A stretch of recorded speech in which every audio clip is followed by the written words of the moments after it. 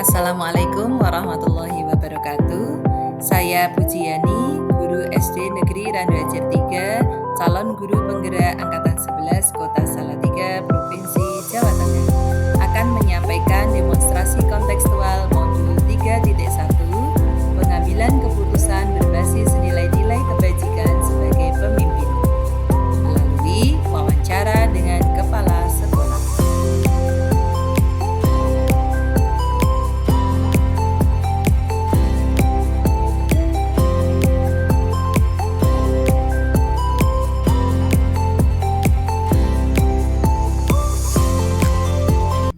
Assalamualaikum warahmatullahi wabarakatuh, Bu Rohma. Waalaikumsalam warahmatullahi wabarakatuh, Bu Susi. Bagaimana kabarnya ini, Bu Rohma? Alhamdulillah, sayup-sayup, semoga saja menjelang sehat. Alhamdulillah, Bu Rohma. Maaf ini mengganggu waktunya sebentar, untuk mewawancarai Bu Rohma selaku kepala sekolah. Bu Rohma, Ya. selama ini bagaimana Ibu dapat mengidentifikasi kasus-kasus yang merupakan dilema etika atau bujukan moral, Bu? Kalau dalam keseharian di tempat kerja ya, dalam suatu instansi, tentu nggak bisa lepas dari masalah karena kita akan berhubungan terus bersama dengan satu komunitas begitu. Dilema etika dan bujukan moral itu sering dijumpai.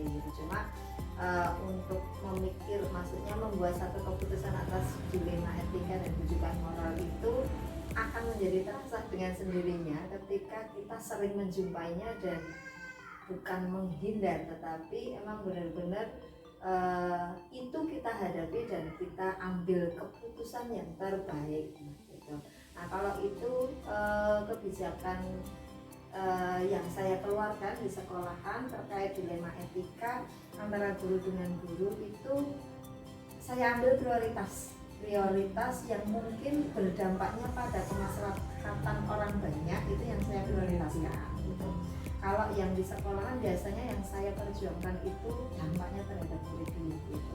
Tapi kalau bujukan moral udah pasti ya kita memilih yang benar gitu. Apapun alasannya, yang namanya satu instansi tetap di bawah aturan, dan aturan udah memberikan rel kepada kita untuk nggak bisa keluar dari relnya. Jadi kita ambil keputusan yang emang menurut aturan itu dibenarkan. Oh ya, terima kasih informasinya, Bu Rohma. Ya, selanjutnya nih, Bu Rohma, selama ini bagaimana Ibu menjalankan pengambilan keputusan di sekolah Ibu, terutama untuk kasus-kasus di mana ada dua kepentingan Ibu ya, yang sama-sama benar ini atau sama-sama mengandung nilai kebajikan ini, Bu Rohma? Itu tadi. Yang pertama saya prioritaskan untuk yang kemaslahatan orang banyak. Kemudian dampaknya terhadap anak didik saya gitu. Kemudian yang selanjutnya baru kepentingan jangka panjang jangka pendeknya gitu. Dan setelah itu baru nih kanan kirinya, maksudnya efek kepada diri sendiri, efek terhadap saya pribadi selaku pengambil kebijakan gitu. Tapi yang pertama kali yang saya prioritaskan berpengaruh terhadap kemaslahatan banyak. Iya. Karena kita dalam satu komunitas itu nggak bicara saya pribadi enggak, tetapi satu komunitas gitu. Sehingga keberlangsungan satu warga itu jauh lebih penting untuk bisa saya prioritaskan ketika saya menghadapi dilema ini. Oh iya. Terus selanjutnya langkah-langkah atau prosedur atau gagasan nyata yang seperti apa yang biasa Ibu lakukan selama ini? Oke. Untuk yang pertama, karena itu sebuah masalah, saya mulai mengidentifikasinya dulu mengenai masalah yang sedang berlangsung. Mungkin kami akan melanjutkan untuk bisa mempertemukan pihak-pihak mana yang saling bertentangan. Kemudian kami juga mencoba untuk bisa menggali informasi dari kedua belah pihak, dari kedua belah sudut pandang. Kemudian kami menempatkan pada satu tempat, pada satu posisi di tengah untuk bisa mengambil satu kebijakan yang memang benar-benar membuat keputusan itu bisa diterima oleh kedua belah pihak. Umpamanya begitu. kemudian kami juga menawarkan kepada kedua belah pihak ketika nanti pengambilan keputusan itu kami share atau kami bagikan kepada seluruh warga, maka kami pastikan kedua belah pihak bisa menerima dengan legowo, artinya tidak ada pihak yang dikorbankan. Begitu ya Bu ya, wah, begitu jelas sekali nih Bu ya. Nah selanjutnya ini Bu Nur Rohmah, hal-hal apa saja yang selama ini Ibu anggap efektif ya dalam pengambilan keputusan pada kasus-kasus dilema etika itu? Ya, mungkin dengan Komunikasi musyawarah. mungkin. Iya, komunikasi. Komunikasi, karena dengan komunikasi itu akan terurai akar masalahnya, kemudian penyebab masalahnya juga akan terurai. Nah, nggak gitu ya. mungkin nggak mungkin satu instansi punya satu kepentingan yang sama, artinya betul. satu pendapat yang sama itu nggak mungkin. Perbedaan itu kita anggap sebagai dinamika Iya. kerja sebuah kelompok aja, supaya nanti bisa mewarnai hidupnya organisasi. Memastikan kedua belah pihak untuk bisa menerima satu keputusan dengan tanpa ada rasa dikorbankan dan diperjuangkan, itu jauh lebih baik untuk bisa keduanya menerima. Jadi mungkin lebih gampangnya win-win solution gitu ya, kita ambil tengahnya gitu, supaya tidak ada pihak yang merasa dirugikan dan pihak yang merasa dimenangkan. Sehingga nanti keputusannya bisa memang benar-benar bisa diterima oleh semua pihak yang sedang berselisih ataupun dampaknya kepada warga sekitar. Berarti komunikasi ini Bu ya, musyawarah komunikasi efektif ya. Oke. Selanjutnya nih Bu Rohmah ya, hal-hal apa saja ya yang selama ini merupakan tantangan ini dalam pengambilan keputusan pada kasus-kasus dilema etika? Karena berselisih, Iya. sudah pasti ada beda kepentingan. Iya betul. Jadi terjadinya dilema etika ini mungkin sama-sama sudut pandangnya baik di antara kedua belah pihak yang sedang berkonflik gitu ya. Dan menurut saya juga keduanya memiliki pandangan yang baik, memiliki kebijakan universal yang memang sama-sama bisa diterima sebagai sebuah kebijakan. Cuma kepentingannya yang berbeda antara satu dengan yang lainnya. Dari itu yang menjadi tantangan itu adalah mengkomunikasikan atau memberikan pengertian kepada pihak-pihak yang sedang berkonflik bahwa kepentingan yang menurut mereka baik dan belum bisa sama dengan kepentingan satunya yang menurut satunya juga baik, itu menjadi satu kepentingan yang sama-sama baiknya untuk bisa diterima sebagai sebuah keputusan gitu. Mungkin di antara kedua belah pihak menerima satu keputusan yang emang benar-benar bisa mengandung kebijakan universal, bukan untuk kedua belah pihak aja, tetapi untuk satu warga sekolah begitu, untuk bisa menyelesaikan satu masalah. Terima kasih. Selanjutnya ini Ibu, apakah Ibu memiliki sebuah tata kelola atau jadwal tertentu dalam sebuah penyelesaian kasus dilema etika? Apakah Ibu langsung menyelesaikan di tempat itu juga, atau memiliki sebuah jadwal untuk menyelesaikannya? Nah, bentuk atau prosedur seperti apa yang Ibu jalankan selama ini? Nggak mesti gitu sih, kadang bisa selesai saat itu juga begitu, karena mungkin merupakan masalah sederhana dan mungkin tidak perlu banyak pertimbangan panjang gitu ya, sehingga bisa diselesaikan saat itu juga gitu.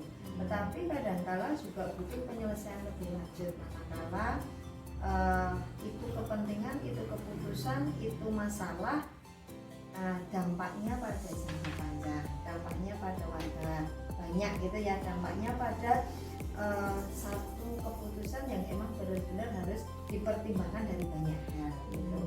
Nah, kalau jangka panjang seperti itu biasanya kami tempuh beberapa tahap, mungkin kalau bahasa Jawanya ngelerem gitu ya, biar ngelerem dulu gitu ya. Kemudian nanti kami pertemukan kembali atau kami musyawarahkan kembali dua kepentingan yang sama-sama baiknya itu.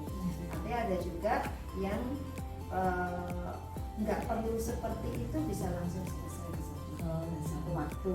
Gitu. Jadi tergantung pada konteks masalahnya juga, tergantung pada seberapa besar dampaknya pengambilan keputusan dilema etika. Iya Bu, iya. Oke, selanjutnya ya Bu Nurma.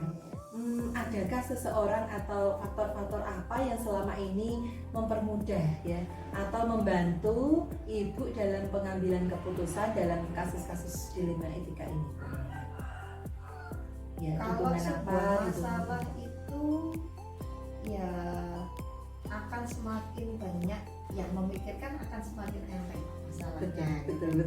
Akan semakin banyak pertimbangan, akan semakin banyak solusi yang ditawarkan.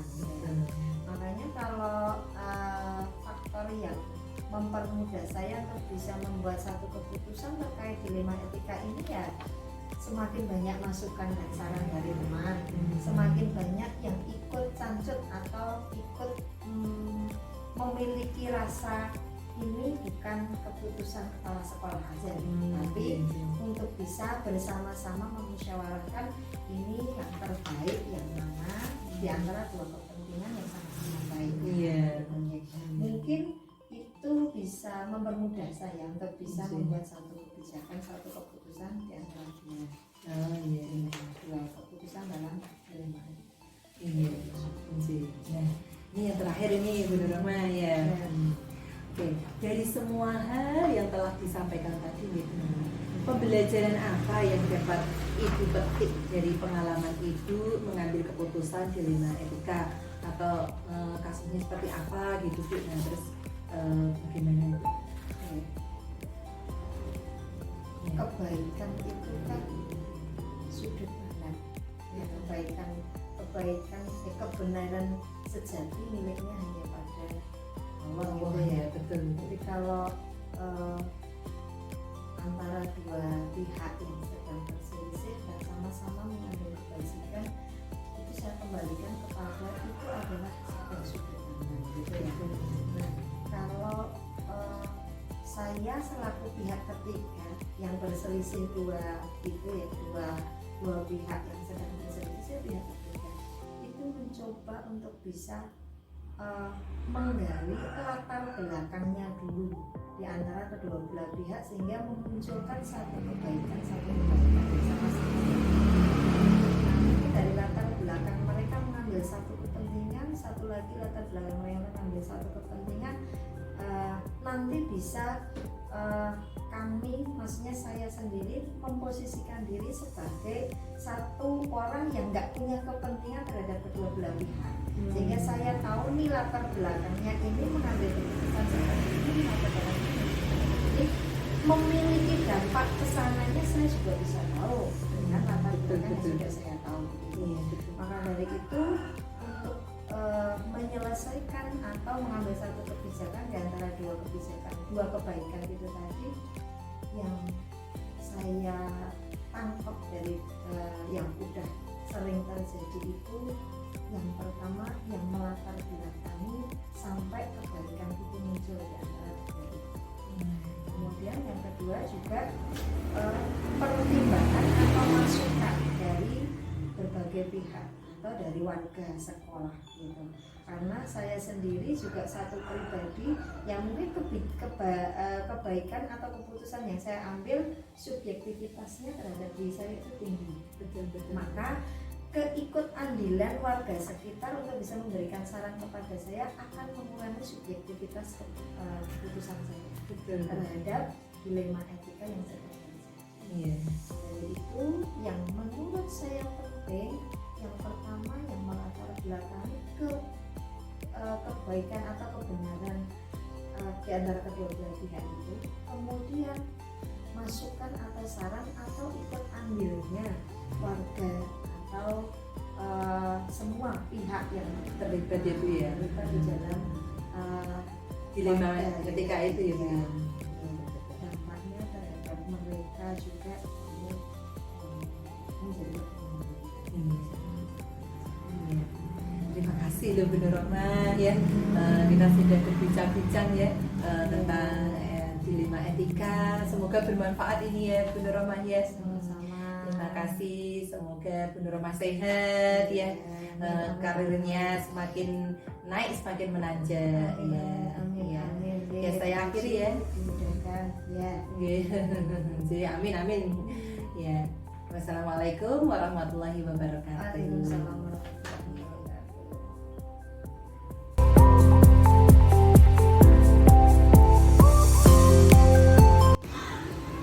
Assalamualaikum Bu Nurul. Waalaikumsalam warahmatullahi wabarakatuh. Bagaimana kabar Bu Nurul? Alhamdulillah sehat Bu Yani. Gimana kabar Bu Yani? Alhamdulillah luar biasa ini Bu Nurul. Maaf Bu Nurul, hari ini saya akan berbincang-bincang dengan Bu Nurul. Boleh nggak Bu? Boleh, monggo silahkan. Ya, terima kasih ya Bu Nurul. Bu Nurul, begini saya mau tanya nih. Selama ini bagaimana Bu Nurul dapat mengidentifikasi kasus-kasus yang merupakan dilema etika atau bujukan moral itu? Ya, dilema etika atau bujukan moral itu saya melihat dulu dilema etika itu nilai yang benar dengan benar. Jadi kita memilih manapun yang tidak salah karena keduanya mengandung kebaikan. Nah, jika salah karena keduanya mengandung kebaikan, di sisi benar dan sisi salah sebagai poin yang dibalik. Ya. Jadi terlihat jelas memilih mana yang benar dan mana yang salah. Oh iya iya. Berarti jadi kalau dilema etika itu memang Bu ya antara yang benar dengan benar ya Bu ya. Terus kalau bujukan moral itu kan sudah ketara ya Bu ya, mana hitam mana putih ya. Seperti Ya. dua sisi uang logam itu. Iya iya Bu Nurul. Terima kasih Bu Nurul. Selanjutnya Bu Nurul, ini saya mau tanya nih. Selama ini bagaimana Bu Nurul menjalankan pengambilan keputusan di sekolah Ibu nggih, terutama untuk kasus-kasus di mana ada dua kepentingan ini Bu Nurul ya, yang sama-sama benar ini Bu Nurul atau sama-sama mengandung nilai kebajikan ini Bu Nurul ya. Pertama saya mengidentifikasi masalah dulu. Masalahnya bagaimana, kemudian saya mencari fakta-fakta dan mencari sumber-sumber dari teman-teman yang lain. Apakah ini perlu saya timbangkan dulu, pertimbangkan apakah nanti benar-benar apa yang disampaikan atau yang diutarakan orang tersebut apakah benar nyata dengan kenyataan yang ada dari narasumber yang lain, dan baru saya memutuskan apa yang sebaiknya dilakukan. Oh, bagus sekali ya Bu ya. Ya Bu, selanjutnya Bu, apa langkah-langkah atau prosedur ya atau gagasan nyata yang seperti apa yang biasa Ibu lakukan selama ini Bu? Ya, pertama saya akan mempelajari dulu. Kemudian terjadinya itu kapan, kemudian siapa saja yang terlibat dalam hal tersebut. Terus selanjutnya Bu, hal-hal apa saja yang selama ini Ibu anggap sudah efektif nggih dalam pengambilan keputusan Bu pada kasus-kasus dilema etika Bu?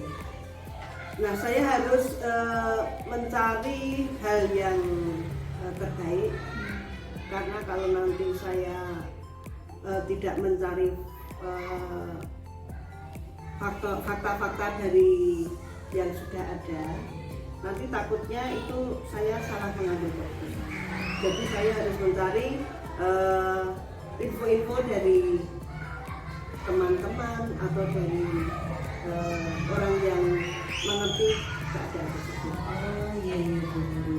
Jadi istilahnya mencari informasi Iya, ya Bu ya. mencari informasi yang Informasi, ya. akurat dan dapat dipercaya. Oh Selanjutnya ini Bu Nurul, hal-hal apa saja yang selama ini merupakan tantangan ini Bu Nurul dalam pengambilan keputusan pada kasus-kasus di lima etika ini Bu Nurul?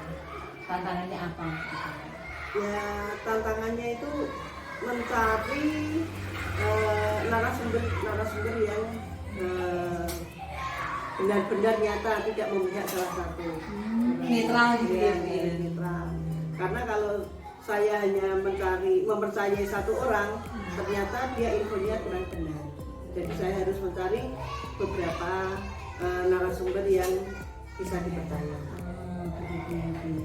Nah, Bu Nurul, apakah Ibu memiliki sebuah tata kala ini Bu Nurul atau jadwal tertentu dalam sebuah penyelesaian kasus di lima etika?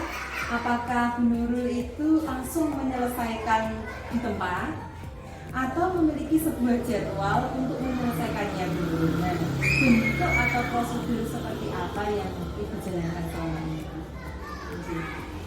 Contohnya? Ya jadwal gitu, contohnya ya kasus untuk menyelesaikan kasus itu apa langsung diselesaikan di tempat atau ada jadwal tertentu Bu? Gitu, Bu. Saya biasanya memiliki jadwal tertentu. Jadi misalnya karena kalau saya harus menyelesaikan saat itu juga, itu saya belum punya bukti, jadi saya mencari bukti-bukti dulu, kemudian nanti setelah saya mempunyai hal yang akurat, baru saya bertemu dengan guru tersebut. Oh, berarti mencari sesuai jadwal ya Bu ya. Nah, selanjutnya Bu Nurul ini adakah seseorang Bu Nurul ya, atau faktor-faktor apa yang selama ini mempermudah atau membantu Bu Nurul ya, dalam pengambilan keputusan dalam kasus-kasus di lima etika ini? Biasanya saya bersama Bapak Ibu guru, kemudian kami membahas bersama-sama dan mengambil keputusan bersama-sama. Karena kalau saya mengambil keputusan sendiri, itu biasanya takutnya kalau saya memihak salah satu. Ada lagi nggak Bu, dukungan dari siapa gitu Bu? Terus dari pengawas atau dinas gitu ada nggak Bu? Iya, biasanya kalau memang itu agak berat, saya biasanya menghubungi korwil kami. Oh, korwil ya Bu ya. Karena kalau sepengetahuan korwil dan ada kasus seperti itu kan kami bisa terbantukan dan memiliki solusi. Pertanyaan terakhir Bu Nurul. Dari semua hal yang telah disampaikan tadi Bu Nurul, pelajaran apa ya yang dapat Ibu petik ya dari pengalaman Ibu Nurul saat mengambil keputusan di lima etika ini? Dilema etika mengajarkan saya untuk mengambil keputusan yang benar dan tidak memihak salah satu. Jadi setelah tadi saya mencari solusi, sudah mencari info-info, kemudian saya harus memutuskan dengan bijaksana, tidak memihak salah satu. Jadi langkah mengidentifikasi yaitu kasusnya dipelajari dulu, kemudian kapan terjadinya, kemudian gimana terjadinya, kemudian saya baru mencari informasi-informasi yang akurat dan baru memutuskan setelah kami bermusyawarah dengan dewan guru. Menarik sekali Bu Nurul ya untuk di lima etika ini ya. Terima kasih Bu Nurul ya sudah meluangkan waktunya untuk berbincang-bincang dengan saya ya Bu Nurul. Semoga bermanfaat ya Bu Nurul ya bagi kita dan bagi semuanya gitu Bu Nurul. Besok kita sambung kembali gitu Bu Nurul pada topik-topik yang lebih menarik gitu Bu Nurul. Terima kasih Bu Nurul. Wassalamualaikum warahmatullahi wabarakatuh. Salam sukses untuk jenengan dan kita semua.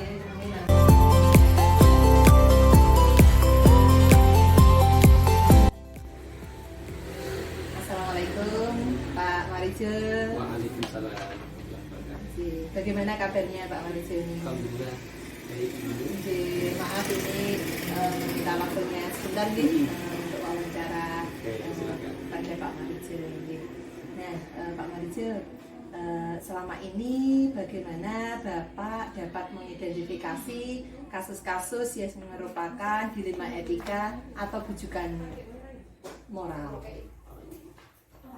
Baik, dalam menghadapi beberapa kasus di sekolah, ya pertama itu tadi ya memang kita harus mengidentifikasi, mencermati, memahami apakah ini termasuk dilema etika atau bujukan moral. Itu tentu kita tarik pada ya misalnya prinsip pengambilan keputusan dan langkah-langkah itu. Ya selama ini ya saya awali dari diri sendiri, ya menganalisa kira-kira ini masuk yang mana. Kalau bisa jadi kalau itu saya tidak bisa ya mungkin juga melibatkan rekan yang lain juga ya kita percaya yang kita anggap itu, untuk membicarakan tentang masalah-masalah yang sedang kita hadapi dan melibatkan yang lain. Terima kasih Pak Marijo. Selanjutnya Pak Marijo, selama ini bagaimana Bapak menjalankan pengambilan keputusan di sekolah Bapak ini ya, terutama untuk kasus-kasus di mana ada dua kepentingan nih Pak Marijo, ya, yang sama-sama benar ini Pak Marijo ya kepentingannya ya, atau sama-sama mengandung nilai kebajikan nih Pak Marijo. Ya, itu tadi ya, kalau sudah sama-sama benar atau sama-sama memutuskan berarti ini kan dilema etika. Ya, memang memutuskan keduanya itu memang ya, arti sama-sama mengandung itu ya kebaikan. Hanya perlu kita tadi berawal dari jawaban yang pertama tadi, menganalisa, ya, kemudian mengidentifikasi, kemudian kita mengumpulkan fakta-fakta yang sebenarnya di lapangan seperti apa. Ya, jangan hanya asumsi atau jangan hanya bersumber dari informasi yang berarti kita mengumpulkan fakta, kemudian setelah itu ditarik ya, kesimpulan tentang ya, kasus-kasus itu tadi. Kemudian kalau memang ada dua itu tadi ya berarti tahap berikutnya berarti mana yang memiliki negatif kecil atau mana yang lebih besar, utamanya pada di prinsip ya pengambilan itu yang bermanfaat di anak atau peserta didik itu menjadi prinsip utama kita.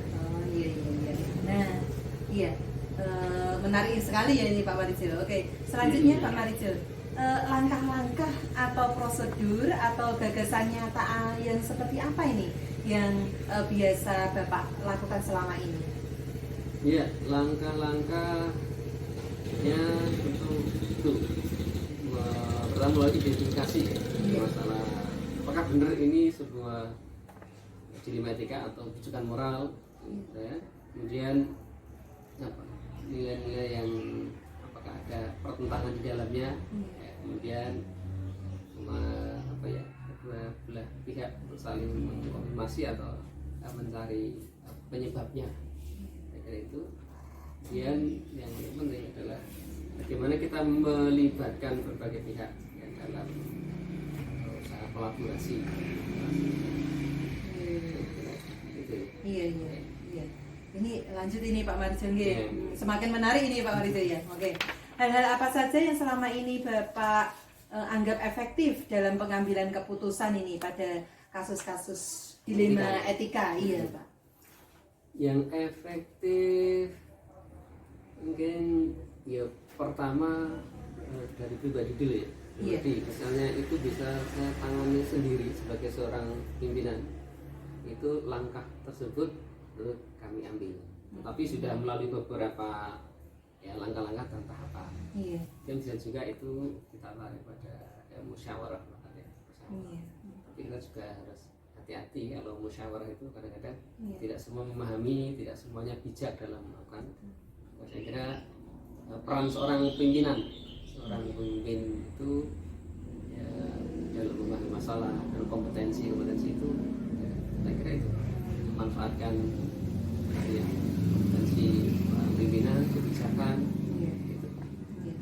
Lanjut nih Pak Marijo, hal-hal apa saja yang selama ini merupakan tantangan nih dalam pengambilan keputusan pada kasus-kasus dilema etika Pak Marijo? Tantangannya? Ya, tantangannya lebih kepada itu tadi ya, padanya karena dua-duanya benar. Ya. Karena bagaimana memutuskan win-win solution, Iya tuh. memilih yang satu benar, bagaimana kita itu memutuskan salah satunya, tapi tidak ada rasa yang Dirugikan gitu ya. dirugikan. Betul. Ya, meskipun sebenarnya keduanya ada, tapi lihat mana yang lebih besar Betul. manfaatnya tadi. Iya. Utamanya pada juga kita kepada manfaat itu bagi siapa? Ya, bagi peserta didik. Ya, gitu. Oh, Ya. iya. Lanjut ini Pak Marijo, apakah Bapak memiliki sebuah tata kala ya atau jadwal tertentu dalam sebuah penyelesaian kasus dilema etika? Apakah Bapak langsung menyelesaikan di tempat Ya. atau memiliki sebuah jadwal untuk menyelesaikannya? Nah, ini bentuk atau prosedur seperti apa yang Bapak jalankan? Ya, kalau saya melihat masalahnya ya, ketika itu sesuatu yang urgent dan harus, Iya. maka saya tidak ada jadwal pokoknya harus diselesaikan waktu itu juga. Pokoknya secepatnya, ya. Apalagi permasalahan tersebut nanti berdampak pada peserta didik. Maka ini tidak perlu jadwal, tetapi kalau masalahnya itu masalah yang dalam jangka panjang, tidak berdampak langsung, itu yang mungkin bisa kita jadwalkan. Biasanya kami itu ada rapat koordinasi yang rutin ya, setiap pekan sekali, nanti di hari ya biasanya kalau dari Senin ke Selasa. Tapi itu hal-hal yang jangka panjang. Tapi kalau misalnya permasalahan tersebut bersama pada peserta didik, ya, makanya tidak bisa langsung saat ini juga kita terus Langsung ya. analisis dan memutuskan. Oh iya iya. Ya, ini lanjut ini Pak Marijo. Adakah seseorang atau faktor-faktor apa yang selama ini mempermudah atau membantu Bapak ini dalam pengambilan keputusan ya dalam kasus dilema etika ini, Pak? Iya, orang-orang ya misalnya dukungan dari itu ya stakeholder, misalnya dari dinas pendidikan. Iya. Pendidikan itu ya karena sebagai sebagai kami koordinatif, asosiasi koordinatif.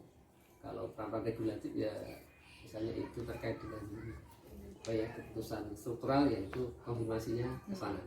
Iya. Tapi kalau itu teman sejawat ya ada juga yang guru-guru kadang yang kita anggap, saya anggap itu memahami masalah tersebut, yaitu ya kita jadikan mitra untuk ya bermusyawarah lah. Iya. Nah, ini lanjut ini Pak Marijo, pertanyaan terakhir ini Pak Marijo. Nah, dari semua hal yang telah disampaikan tadi, nggih.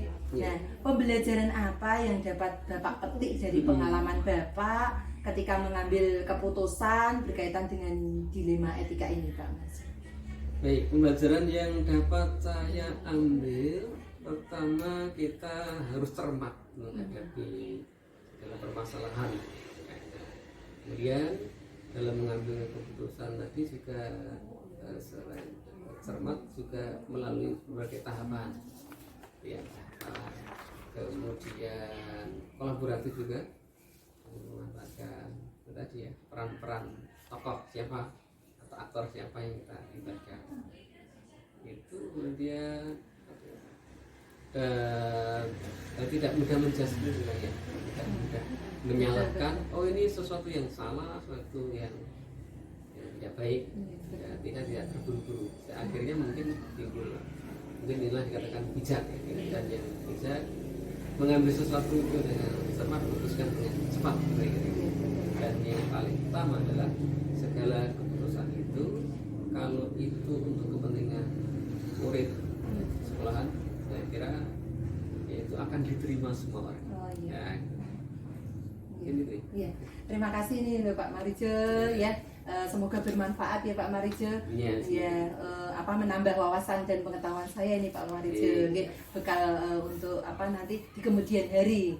jika menghadapi dilema etika ini, Pak Marijel. Nggih. Ya, sekedar sharing saja. Bisa Iya. ada yang bermanfaat, yang mudah-mudahan bermanfaat. Amin, amin. Ya, sekian nggih Pak Marijel. Terima kasih. Saya akhiri. Wassalamualaikum warahmatullahi wabarakatuh. Waalaikumsalam warahmatullahi Nggih. wabarakatuh. Ya. Terima kasih.